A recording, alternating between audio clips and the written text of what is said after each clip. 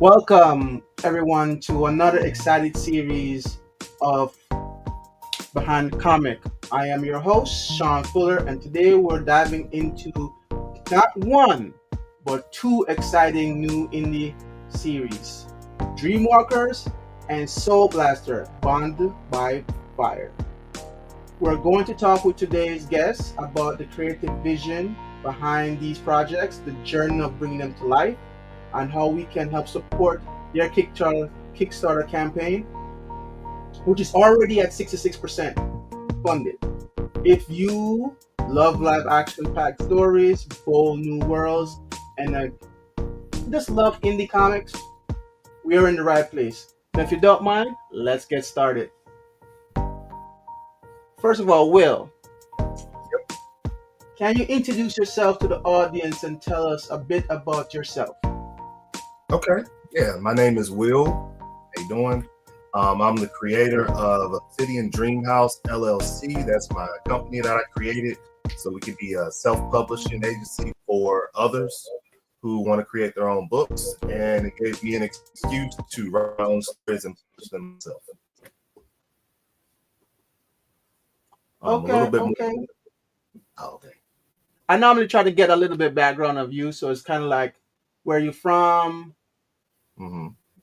where you grew up, stuff like that. No need to go too deep in it, I'm not trying to get your entire life story, but trying to get to, I'm just trying to be picking at it. I'm not trying to have you crying or nothing. So, so I'm originally from Virginia. I grew up in Danville, Virginia. I went off to the military. I traveled around. And then after that, I got out. I came here. I live currently in Arkansas. It's me. I have 5 kids with me and my wife. And yeah, I've gone to school. I've always wanted to create a comic book since I was like 8. So this year I just took a leap and was like, you know what? Why not? And here we are. Okay, first of all, as a person that used to work with veteran affairs, I always like to say thank you for your service, vet. And so, and with a family of 5, I already understand your household's hectic. So this is going to be a very entertaining conversation about how do you juggle starting a new venture and just managing a household. So, but before we even get past that, we're still in the introduction phase. So, how did you first get into comics as a reader, as an artist, and as a writer? How did you get started? I started off as a reader. I've been collecting comics. I started reading them when I was like 7 or 8. My grandpa, he had a collection he used to keep hid from me. And then when I got a little bit older, he finally was like, you know what? I see you keep looking at them. Here you go. And then I just like opened the door. So I've been collecting comics for a long time. I don't know if you see behind me, I have file cabinets that's full of comics. I got long boxes in here. I just love comic books. Man. I love reading them. I love the work that they take you. Okay. And what inspired you to get started developing your own story? I've always wanted to have my own. I just didn't know where to start. But I think maybe the beginning of this year, I was watching Devil May Cry on Netflix, the new animated series. And I was like, damn, that was pretty. That's really good. And I was like, I wish I had a story that I could put on TV and watch and feel the same way. And then this kind of started to like trickle down to, well, look, I always wanted to write a book. So now I need to think of a story. So I was working, I was doing Lyft on the side. And while I was just driving for hours, the stuff you're thinking about stuff and stories were just coming and coming and coming. And finally I just started to write stuff down every day until I formulated a plot. And then once I started writing, it just like took me down a rabbit hole, and it was fun. It was fun to do that. Hey, you know what's funny though? Because it's like I like the concept of you started off where you were at. So it's not like we had this grand vision. It's just like, you know what? I got time right now. Let me just write down a note right here. And eventually that notes become a outline for a comic or whatever the project is. Same way people do make songs, right? They start writing, start jotting down, and then eventually came stuff. So you start off as a reader Then you Yes. went in the writing and structuring. So now you're a producer of it. Mm-hmm. So that lets me get the opportunity to now talk about some of the comments that you have. So let's talk about Dreamwalkers for a second. Okay. Let me just bring that up real quick. Let's bring that bad boy to the stage.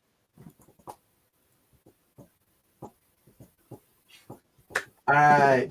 So Dreamwalkers, tell us about this futuristic world that you're trying to make. What's the Dreamwalkers about? All right. Dreamwalkers is pretty much, it's a manga inspired story. I went into this one because I was fascinated with dreams and lucid dreaming, and how like when you're asleep but you're not asleep and you see like these nightmare figures. I know people talk about that. It's just like real life stuff that people go through with nightmares. I was fascinated with that, and I love anime. So I was like, you know what, I'm gonna make a manga first, or try to make one. So with Dreamwalker, it's pretty much about, it's in the future. It's about this corporation that comes into this city called Somnus Enterprise, and they introduced this technology called the Onerix device, which pretty much allows people when they're sleeping to have lucid dreaming. So when they go to sleep, they can have full control of their dream worlds. Mm-hmm. And then that kind of gets people addicted into getting away from real life, because people, you working, you got kids, you got stuff stressing you out. But then when you go to sleep, you're the king or queen of your own dreams. You got full control, right? And then something goes wrong with that. And then they come out with, okay, that didn't work out. So let's come out with a newer device. And the new edition of the device allows people to actually pull things out of their dreams, and they create it and bring it into the real world. What the? I know, So, you know what this feels like a show. but I can't remember his name, but it's kind of the concept of, instead of virtual life, I'm gonna make your own dream create the world, and then I'm gonna let you manifest your life. It's like a manifesting dream. yes. Man, it's like, oh, we're gonna make you manifest your life And in virtual reality. they make it so it's so accessible to everyone, because if people are miserable, they need entertainment. Mm-hmm. So I think one of the characters later on in the series is like this man, and he's lonely, he's by himself, he's out of shape. But when he goes to sleep, he dreams about the perfect woman. He gets the device, he goes to the company, and then they use the device to create this dream woman that he's always wanted, and now that's his wife. So then he's like, you see the scenes where he goes into the company and then he comes out and this sexy woman is on his arm, and he's this fat slobbish guy, and you're like, but that's like a dream creation. But and it plays into everyone's desires. Like, what are you willing to give up, or what are you willing to pay to have what you want? Wow. It's perfect. But the whole thing is, with them using this technology, they're breaking the boundary between reality and this place called the dreamscape. Mm-hmm. The dreamscape is where we go to sleep, to imagine all this stuff. They're breaking the boundary between that, which is causing cracks in reality. So, if you have dreams, you also have nightmares. Oh, so, Lord, I can see where this is going. You got nightmares coming through the cracks in reality that this company is making. And then they're like, it's almost like possession, man. Like, I think in the first issue, a nightmare escapes, and it's this little kid's nightmare. He used to be abused and stuff. And I'm gonna pause you right there, because I know when you're in the zone, you're in the zone. Yeah. But I really have to ask the question though before you get going to that point. What inspired you? What inspired this idea though? What made you enter the idea of manipulating the dreams? What gave you that? It's I'm trying to think of how to say it. Growing up, I was always raised with this idea that everything glitters. Everything that glitters is not gold. That's something I live my life by, and I always loved it. Even on SpongeBob, I think they did that little episode. But that mindset is what is really behind a lot of my stories. Like, what are you willing to give up to get what you want, and is it always worth it? Everyone always talks about what they want, how bad they want it, and if they had a perfect world. It's like, okay, you can't have something for nothing. You're gonna have to Mm-hmm. lose something to get this thing. Sacrifices, man. Life is about sacrifices. And Yeah, people but find it people, so hard to believe that. they don't want to sacrifice. But with my stories, especially Dreamwalker, it's like you start to find out, okay, they're getting all this stuff, but it ain't free. What are they losing to have it? So Uh-huh. you follow the story and it gets deeper into you finding out like, oh, so this is what's happening. So, who's your main character, and what makes their unique, their journey different or unique? The main character is on the cover of the book. His name is Kalen Voss. Mm-hmm. He's the main character. It's him and his younger brother. When they were kids, their parents fell into a coma because of the device. So they have some personal interest. They became orphans at a young age. And then the guy beside him is his mentor. He's like the grizzled veteran who knows stuff, but you don't know why he knows stuff. But he teaches them how to use I it. ain't going, but I'm not even gonna guess. I can guess, but I'm not gonna guess. Don't know, guess yet. He teaches them how to use their power. But there's certain children in the world who are dream walkers, and their abilities are they can manipulate dream energy in the real world. So when I compare it to an anime, I think I was comparing it to like Hunter x Hunter, but it was using like Nin, where they could you get bodies, or you can make constructs. That's what they do. So you see, as the swords, like he uses his dreamscape energy as a dreamwalker to make weapons, and then he can move really fast, or he can kind of defend himself. Hey, that's gonna be cool when if we ever made an animated series. I ain't gonna lie, it's so interesting. That's what got me excited about it. I was like, when I'm writing stories, I'm like, okay, I want to write the story, but then the next step after I write it, I want to see this on TV. I know, yo, I feel the same way when I create my own stuff. It's like I want to see this, but I always think live action. So it's like I want to see. I wonder who would play this role in my head. That's kind of how I think about it. What are some of the themes you want readers to take away from Dreamwalker? Dreamwalker is a lot about hope and redemption, second chances, being optimistic. I think that's the biggest thing. Like, for example, the main character, like I said, he's been through a trauma. You see a difference between him and his younger brother. Like, he's more of the optimistic, like, hey, I want to help people. I know I've been hurt, but I want to help others. And then, like, with his younger brother, he's more of the hothead. Like, he's been hurt, he's just angry. So you see that dynamic start to affect the story as it goes on. But it's just taking it from, even though you've been through a bad situation, there's always a chance to come up from it. Okay, guys, you heard about the Dreamwalkers. He's a part of his Kickstarter. I want you to support it if you see it, and even after the Kickstarter, hit him up about it. He ain't gonna stop making it just because the campaign's up running. All right, but we have two today. So this is not the first time I had someone with multiple editions, but this is kind of the first time I kind of structured the conversation around the different ones because I think it'd be cool just to kind of see how that works in the conversation. So now we're going to talk about Soul Blaster. Okay. All right, we're going to bring that up real quick. We're going to bring it to the stage. Now, everyone that looked at the thumbnail, they kind of saw this and they were like, "Oh, this hitting." I ain't gonna lie, it's hit. So, so we gonna spend some time figuring out what makes this guy so cool. So, all right. So tell us about what's such a cool premise with a cursed revolver? How did this idea come to life? The idea came to life because I was in my writing zone. I have ADHD, and I was like, I have all these ideas. I'm just like, pshum, pshum, pshum. I'm writing down different plots. But with this story, it was originally going to be a Western, kind of like the Clint Eastwood, Good, Bad, and the Ugly kind of thing. But it was going to be a black man character. And he stumbles upon this dying famous gunslinger, and he finds his weapon.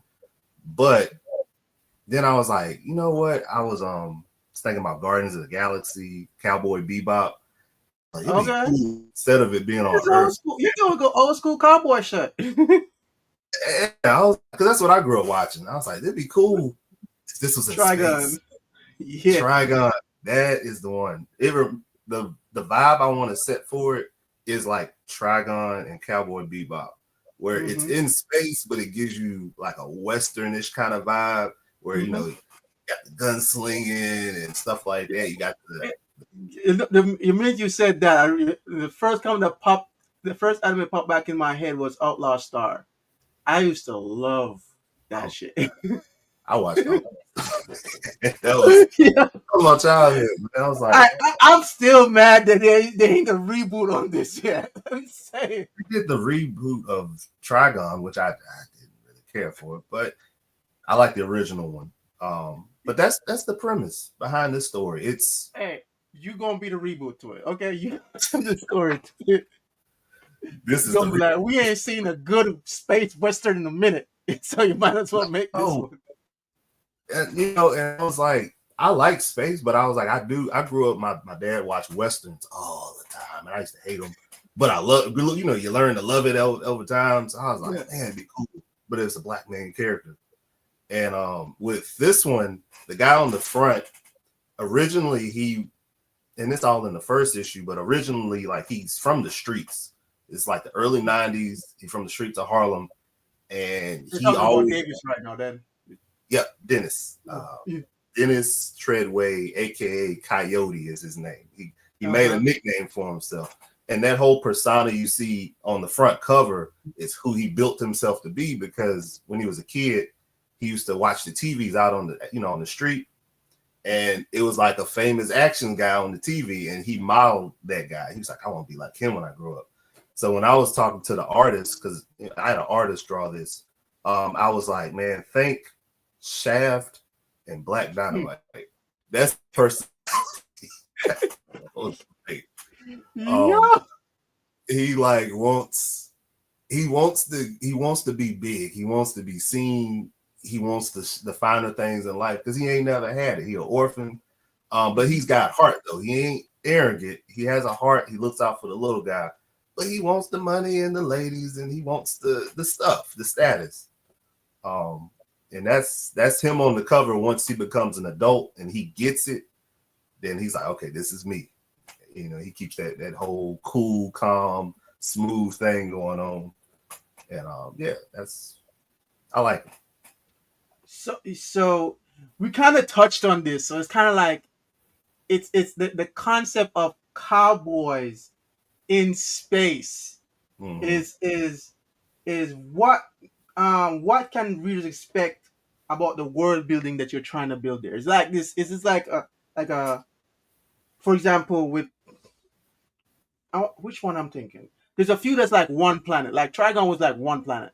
And then you have others like multiple different places. This environment is like multiple different planets. So what kind of world are you trying to set up so people can, when the people are engaging, they kind of expect it when they're reading it? It's multiple worlds. It's a galactic adventure. Because he leaves Earth at a young age. I ain't gonna spoil the issue of why he leaves Earth, but he leaves Earth at a young age. The mere fact he can leave is a thing. Yeah, like something happened where he has to leave.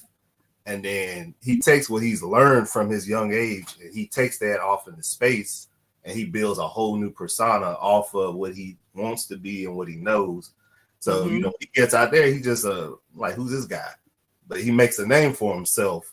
And it's got a lot to do with the revolver. The revolver, I like to think, is like, it's kind of like the ring from Lord of the Rings. Okay. As far as it's got this grip on it, and you'll see that throughout the series where whoever possesses it,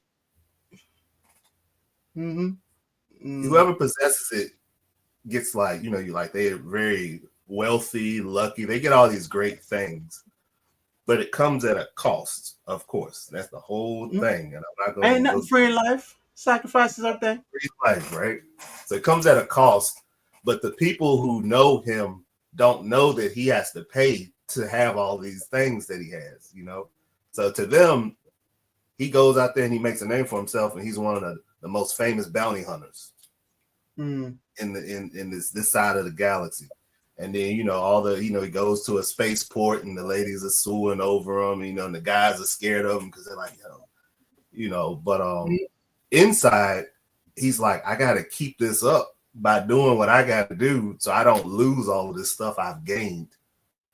And he balances that while also trying to be a good person and not fall I find it into funny because this kid sounds like he understands the real estate mantra: location, location, location. My man just left and came back looking. He came back like a G. Yeah, he left, and like the whole story takes place away from Earth. Like I was like, I don't. He in space the whole series, you know. So you'll see him pop up on different planets, and that was fun trying to come up with like names for these. So this is a fun thing to ask then. So based on the world they're trying to build, it's not so much they're in spaceships doing stuff or in space, because there's a few stuff that does, but it's like he's traveling to the different worlds. Yes. So it's like I am experiencing him traveling to different worlds, and most of the action scenes are on different planets, which makes it so much easy. It's not like a Star Trek, because Star Trek is like everything's happening on the spaceship. Yeah. I was like, I don't really. You're going to see him in space in his cool, pimped out ride, traveling from point A to point B. He got a cool spaceship. But most of the story happens on the planet with those civilizations, those different people, and seeing him, like, people see him and they know of him, like, oh, he's this famous bounty hunter, and some people may be scared of him because they like, this dude kills people. I ain't trying to be on his list. You know, but he's just a good person at heart. He do what he got to do, and he figured out a way to survive by, he joins his agency, and that's a whole aspect. But he joins his agency, and they send him the targets. He goes out and he gets them, and then they like publicize it. Like they're recording it. Oh, they're beefing up this guy's reputation. They making money off of his success. So he's getting I know. I get it. It's like, put up my guy, market him. Everyone comes to us to get the kind. We get the cut. I get the marketing. That's exactly what the organization does. And he's just like, man, I just want to live my life. And just it's funny. But all right, cool. I want to go transition now because I think those two comics are bangers, and I think I just want to see a lot of these stories that I'm talking to people about come into at least an animated form. Because I just think there's so much there to see that a 2D version is just not going to do it justice, right? Or flat panels, like because when I've talked to you and I'm talking to most people, it's like they see it not in this platform, but they see it in multiple platforms. Mm-hmm. And it's always like when they talk about it, I'm like, I want to see it there too. Yeah. So here I'm going to talk about your journey, your creative journey, but not some of that, but like a Kickstarter as well, because we know you're currently doing your Kickstarter. Your Kickstarter is currently 66%. That's a really strict number, right? Funded. So how has your journey been so far on doing crowdfunding for your comic? This is my first time doing crowdfunding, and I was nervous going into it. This is my first time putting, a piece of myself out there for the world to judge and see. But I really believe in both stories. Soul Blaster, like I said, I really want to see that on TV. Like I want to get at least a few issues out and then start talking to people like, hey, what do I need to do to get this on TV? But what I was going to ask you, so the question I like to ask people is like, do you see this as a mini series, as a one shot, or as like a multiple series, like an entire world generation? So how many that really comes down to issue size. How many issues you don't try to make of these things? Soul Blaster, I put it at 10 issues and I left it at a cliffhanger. Like I know where I want the story to end at the end of all of this, but I don't think I could get everything I want told in 10 issues. So I was like, 10 issues would be like the first arc of Coyote. Season one. Season one.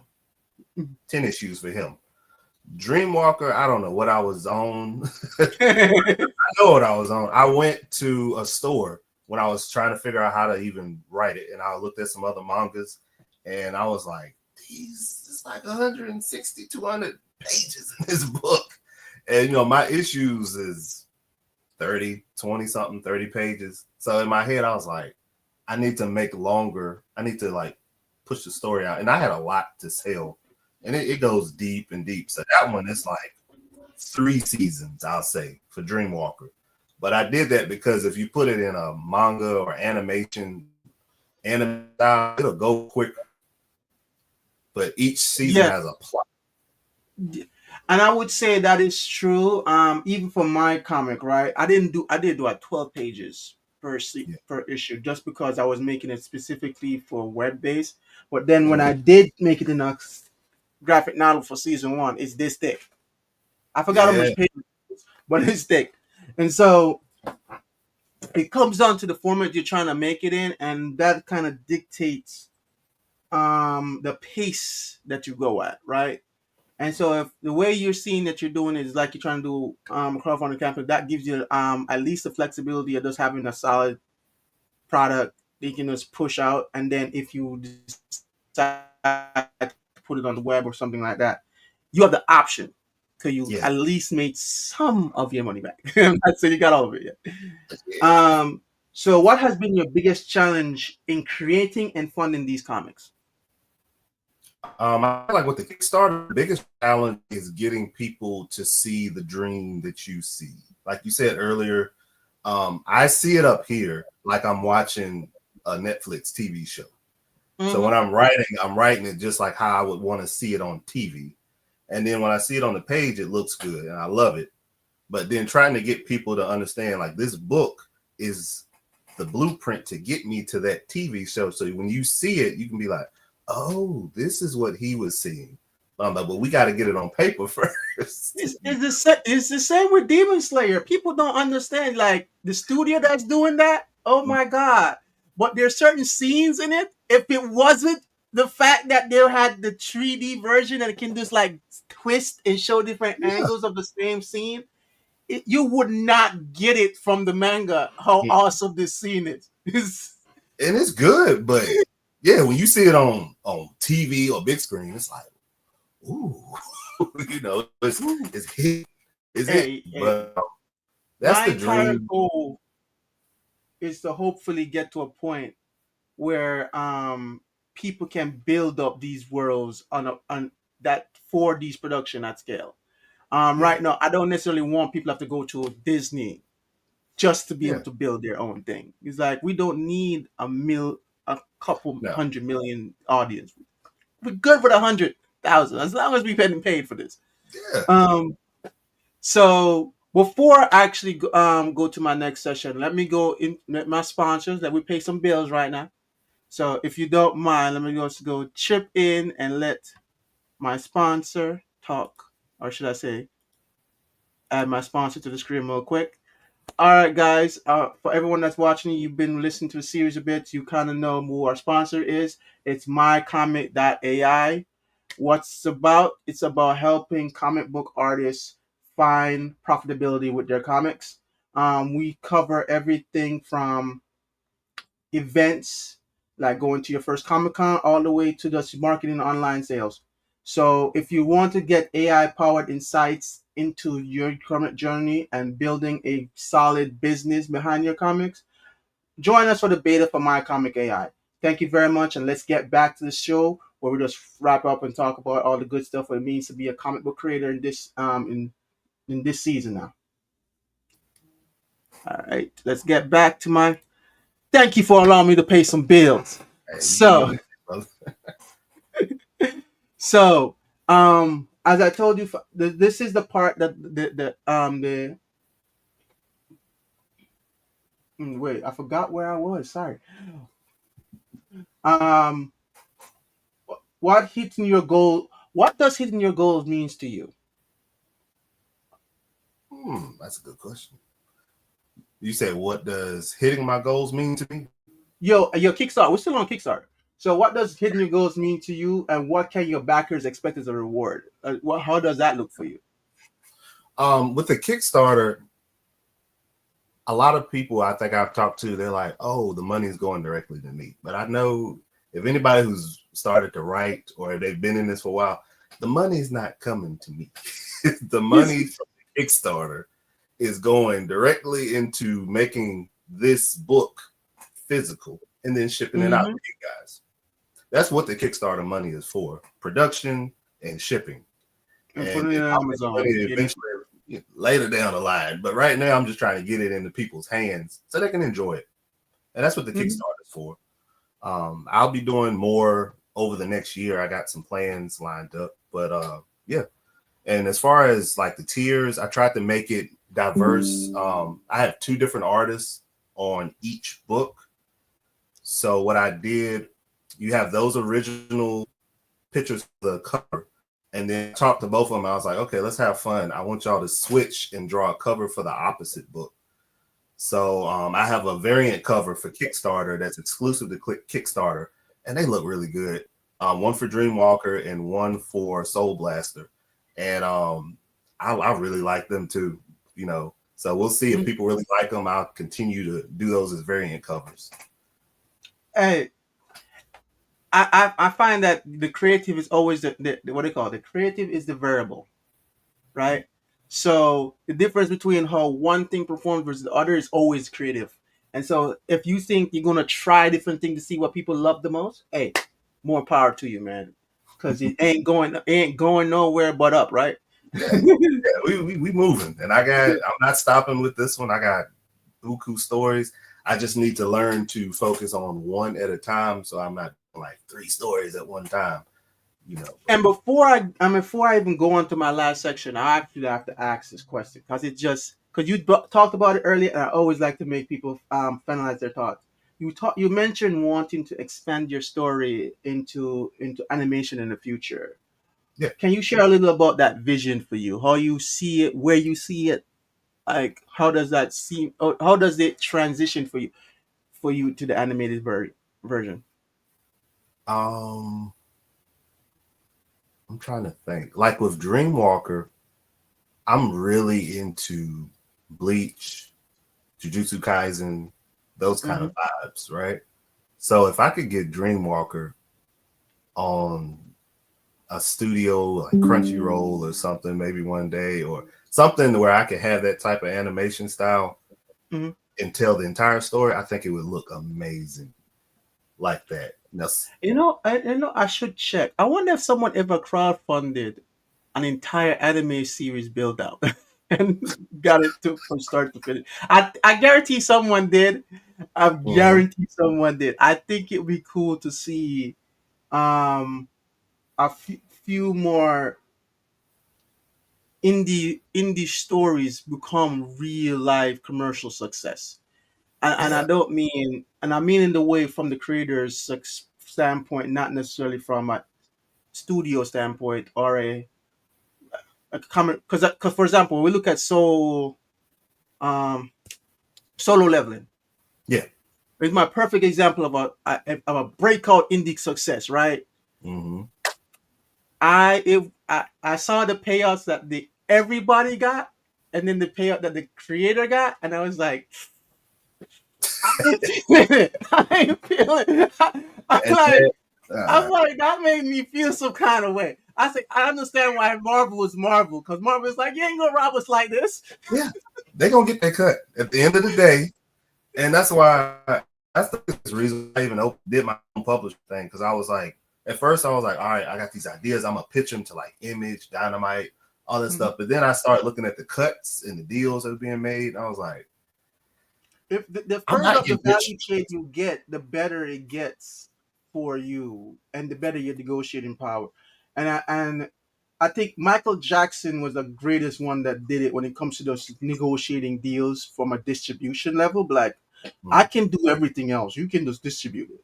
And that's why he became who he was, because he's like, he controlled the creative, and everything else was like, you just push it out. I don't need to do anything else. That So, and Yeah, I It like. I ain't saying it ain't easy, but once you get to that level when you can affront the cost of a lot of stuff, it Yeah. becomes very much advantageous to you going forward. Uh so let's build a I said build an audience. I know it's I'm not gonna lie, it's the hardest thing to do, building an audience. But once you have an Yes. audience, everything is downstream from there. So my final section, my shout outs. Who would you like to thank for supporting you on your journey? Okay. Shout out to anybody, fans, supporters, people who hit me up on all my social media platforms who are loving the art, loving the Mhm. story, that's showing excitement. That brings me a lot of joy. Huge shout out to all of my family. They have supported me through this journey. I think all of my family members have ordered their copies and they're excited to get them, and they're pushing it out to people they know, and I'm like, that means a lot to me as well. And then a shout out to the artist. I have a new artist on Soul Blaster who he's killing it. We redrew some stuff, and I'm gonna start putting that out on social media. Syed, I believe is his name, on Soul Blaster. Mhm. And Atari, he's out in the Philippines, but he's handling Dreamwalker solo. He did all of that himself, and we negotiated on some details. But yeah, the artists are like my best friends at this point because without them, I couldn't get the story in front of you guys. Mhm. But yeah, that's everybody I can think of. I'm not gonna say that. Where can people find and follow you online and your work beyond the Kickstarter? Okay. Um, ObsidianDreamhouse.org is a Hmm. website that I have up. You can't buy the books on there. I'm going to start putting them on there after the Kickstarter for anybody who misses it. So you can start funneling it from there. And if you want to catch me on Instagram, it's Nerdy Collector Chronicles on Instagram. I'm on TikTok. I'm on Twitter. William Stone. You can find me everywhere. And And everyone, I try to make sure that his information sits in the description. So just check the description below to just find out how you can follow him. His information is gonna be right there. What all right. advice? This is my favorite question Okay. of all time. I love it. What advice would you give to indie creators just starting on their first comic? Okay. From trial and error myself. Um, just I know it's gonna sound simple. Just do it. I think that's the biggest hurdle of feeling like, is anybody gonna like it? Is it gonna be good enough? At the end of the day, the stories that I write were guilty pleasures. It's things that I want to see on Mhm. TV. And I was like, this is a good story. I'm writing it for myself. And then I put it out to people, and other people's like, oh, I like that too. So I was like, okay. So if you got a story, man, write out the plot, figure out the script, and then find you an artist. It's your style. I think it was the hardest process.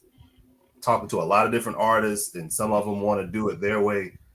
You got to find the artist that works with you, and you two can communicate together, and they listen. Mhm. And Yo, it's just yeah, like getting married, guys. yeah, But yeah, and I would add to that if I was gonna say I'm gonna start putting the slogan right there. Just do it. Cause do even it. if you just like, I don't know where to start, and I'm just gonna hit somebody that's either A doing it or at least should be a part of my process. And it's like I was like, I don't know what to do next. I just know I want to do this.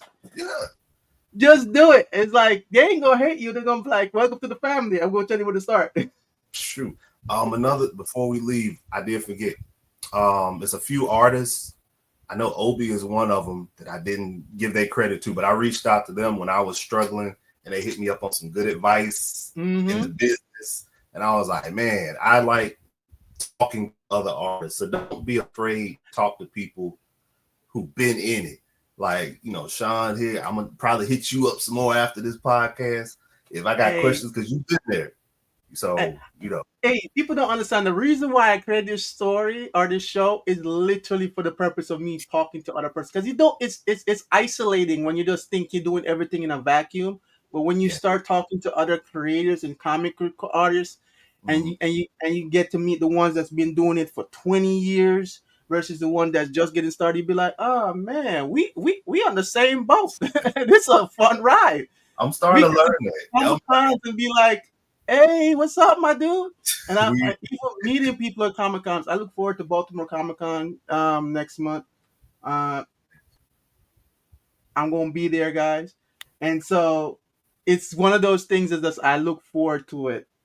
Seeing people have success, because the more people that in there, the better refined the journey is, and hopefully we can finalize, create something before it gets taken up by corporate. yes, and let's let your creative let it roll, man. Just Let put it it out there. roll. Marcus. All right. So, any final words for fans who are watching and thinking about backing your project? Yeah. For fans who are interested or curious, just hit me up. The books should be the way it's looking with production. The books will start coming out to people in November. By the end of November, everybody should have a copy of it. That's the goal. The tiers on there, I thought it was pretty creative. The highest tier I have on my Kickstarter is you get 100. all of the books, all of the variants, and then you get drawn into the next issue as a character of either one, Dreamwalker or Soul Blaster. I thought that was fun. You could be a bounty hunter or something. Hey, I like to watch it. I think I look at it. It was really good. And and it's always fun to watch people's creative processes when they create their Kickstarters. I failed at doing one before, but I always thought it was a good way of actually raising funds. And it's like, but I didn't do it for comics. I did it for something else. I will say that first. I tried it for something completely different. It was fun though. It was fun, and that kind of let me know the value of an audience and just having your marketing kind of understanding when you're going forward. So, guys, you were here first. You heard it. We had fun today. I want to thank everyone that shouted out and listened to this video. Please like and subscribe, and we'll see you on another episode of Behind the Comics. Thank you.